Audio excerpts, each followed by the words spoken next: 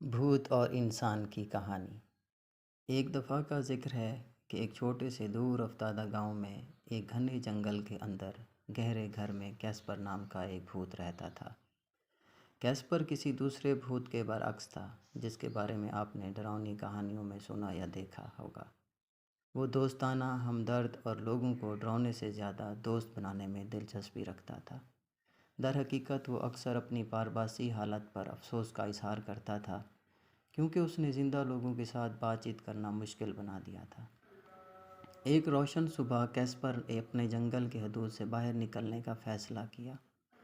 اس نے قریبی گاؤں کی کہانی سنی تھی جہاں انسان رہتے تھے اور وہ ایک حقیقی دوست بنانے کے لیے بے چین تھا۔ کیسپر جانتا تھا کہ یہ آسان نہیں ہوگا۔ آخر وہ کسی کو کیسے سمجھائے کہ بھوت دوست ہے، دشمن نہیں؟ لیکن وہ کوشش کرنے کے لیے پرعزم تھا۔ انسانی گاؤں میں داخل ہوتے ہی اس نے ٹام نامی ایک نوجوان کو دیکھا جو تنہا اور ناخوش لگ رہا تھا۔ ٹام ایک آؤٹ کاسٹ تھا۔ اکثر اس کے ساتھیوں نے مختلف ہونے کی وجہ سے اس کا مذاق اڑایا۔ کیسپر نے ٹام میں ایک رشتہ دار روح محسوس کیا اور اس سے رابطہ کرنے کا فیصلہ کیا۔ کیسپر آہستہ سے ٹام کی طرف ٹہرا۔ اس کی نیم شفاف شخصیت ایک خوفناک چمک کاسٹ کر رہی تھی۔ ٹام بھوت کو دیکھ کر چونک گیا لیکن ڈر کر بھاگا نہیں۔ اس کی بجائے وہ کیسپر کی آنکھوں میں نرم اظہار سے متاثر ہوا تھا۔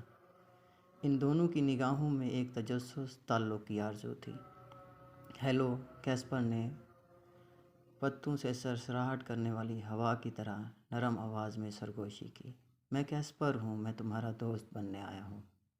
ٹام نے خوف اور کمزوری کے مرکب کو محسوس کرتے ہوئے جواب دیا، میں ٹام ہوں، میرا پہلے کبھی کوئی دوست نہیں تھا۔ ایک بھوت دوست کو چھوڑ دو۔ وقت گزرنے کے ساتھ ساتھ کیسپر اور ٹام نے ایک غیر متوقع لیکن خوبصورت دوستی قائم کی۔ کیسپر نے ٹام کو جنگل کے رازوں، ہوا کی سرگوشیوں اور فائر فلائز کے نرم رقص کے بارے میں سکھایا۔ اس نے ٹام کو اپنی انفرادیت کو اپنانے اور جنگل کے سکون میں سکون حاصل کرنے میں مدد کی۔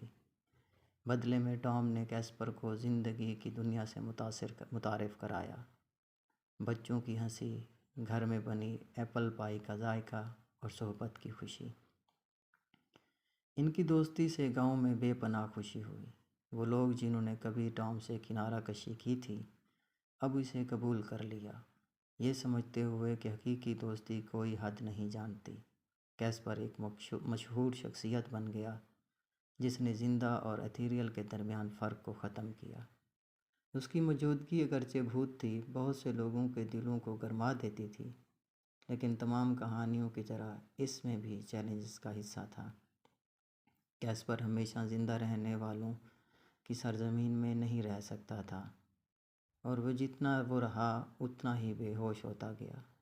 یہ ایک تلخ میٹھا دن تھا جب اسے اور ٹام کو احساس ہوا کہ کیسپر کی روح کی دنیا میں واپس آنے کا وقت آ گیا ہے۔ ان کے آخری لمحات میں ایک ساتھ جیسے ہی کیسپر مدھم ہونے لگا، اس نے کہا، شکریہ ٹام، میرے دوست ہونے کے لیے۔ یاد رکھو، غیر مرئی دنیا میں بھی میں ہمیشہ تمہارے ساتھ رہوں گا۔ ٹام نے سر ہلایا۔ اس کی آنکھوں میں آنسو اور سرگوشی کی۔ اور میں تمہیں کبھی نہیں بھولوں گا، کیسپر۔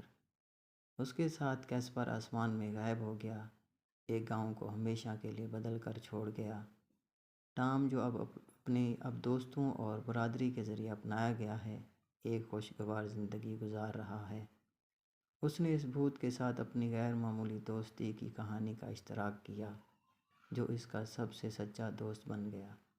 کیسپر اور ٹام کا افسانہ ایک پائیدار یاد دہانی بن گیا کہ دوستی زندگی اور موت کی سرحدوں کو عبور کر سکتی ہے، اور یہ کہ بعض اوقات انتہائی غیر معمولی دوستی انتہائی غیر متوقع طریقوں سے بن سکتی ہے۔